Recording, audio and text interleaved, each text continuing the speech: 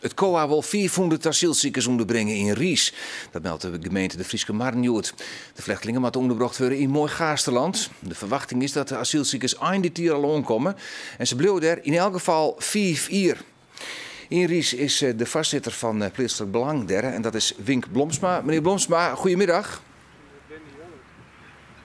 Goedemiddag.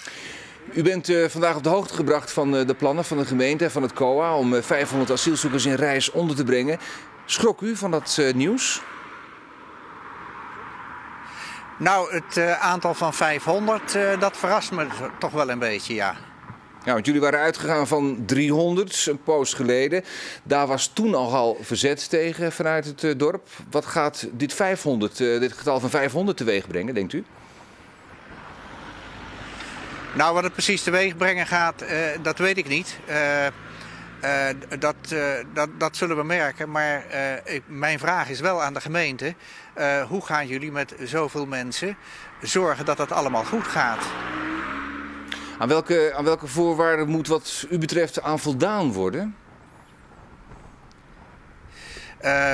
Ik vind dat de gemeente een zorgplicht heeft, zowel naar de bewoners als ook naar de verontruste bewoners en ondernemers in Rijs, als ook naar de asielzoekers zelf. Dus wat zij moeten doen is proactief handelen, goed de risico's in beeld brengen en vooraf vaststellen wat er allemaal aan begeleiding moet zijn. Voor kinderen, voor gezinnen, voor alleenstaanden, voor opleiding en ga maar door. Dat moet allemaal zeer goed geregeld worden. Alleen als het heel goed geregeld wordt kun je dat uitleggen aan de bewoners.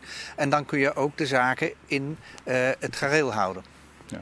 Nou is er, en dat is ook de kritiek een beetje geweest, in Rijs weinig voor die mensen. Geen winkels, geen andere instellingen en organisaties.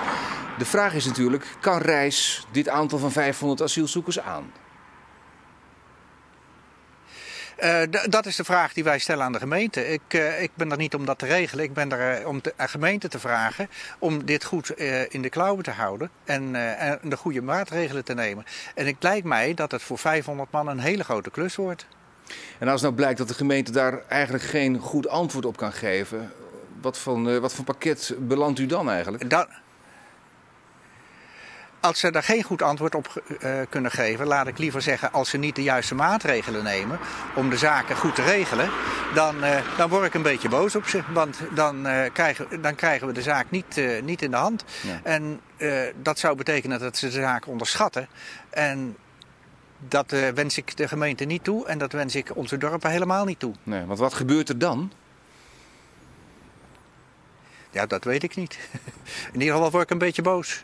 Ja. Een beetje boos. Nou, we zullen kijken wat de gemeente kan melden. Meneer Blomsma, hartelijk dank voor uw eerste snelle reactie. Ja, de gemeente de Frieske Marn zei eerder dat 300 vluchtelingen het maximum wezen zou. Maar dat worden er nou dus 400. Neffens wethouder Dirk Durks mat dit passen. En hij laat uit hoe de gemeente tot het besluit komen is. Ja, een stukje maatschappelijke plicht die wij hebben ten aanzien van mensen die in Hegeneet zitten. Nou, daar hebben we zijn van de fysieke mogelijkheid is er, het bestemmingsplan jouwt de mogelijkheid. En wij als gemeente vind ik dat wij daar een rol in hebben. Nou, dus je hebt eigenlijk naar het bestemmingsplan zien, dus dat kennen alle jaren, maar hij hem ook naar wat de gevoelens binnen in het dorp. Ja, dat is, ik daar maar wel rekening mee houden. En dat is wat vanmorgen ik in het gesprek met het COA heel nadrukkelijk aan de Waterwest is. Van hoe gaan we daarmee om? Het COA had bijzonder dat zij mij een omwendersgroep. Hoe ze dat precies nemen, dat weet ik niet. Maar dat zij met de omwenden importeren gaan en ik in een soort van, neem maar een soort klankbordgroep of zo, maar aan de slag stellen. Dat zou dus daar zijn.